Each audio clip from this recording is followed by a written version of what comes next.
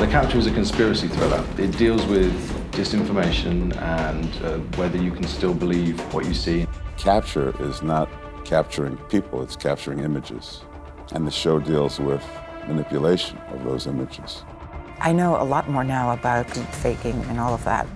I think that is something that, should keep everybody probably up at night.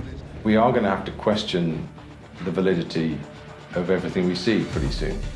The ability is there to create footage and fake footage, and it's just that where and when, and to what use and to what effect. I think right now we're kind of ready for a conspiracy thriller that deals with disinformation and fake news.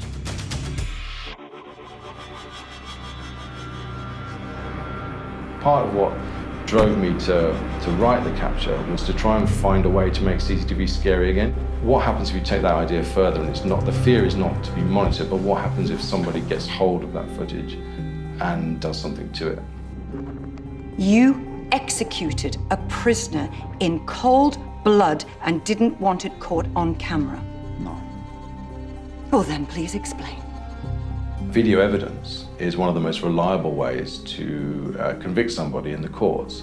And at the same time, as we know from TV and film, visual effects are becoming more and more sophisticated. And The Capture imagines what would happen if those two developments collided. We're on another tipping point of where technology can take us. And it does pose a question of what do you believe? Did you know you were being recorded? No. The whole concept, when I first read the script, seemed incredibly hypothetical. It seemed like a future debate. It doesn't anymore. It sort of feels like it's, to a certain extent, happening. The technological capabilities of the powers that be come into play in this story.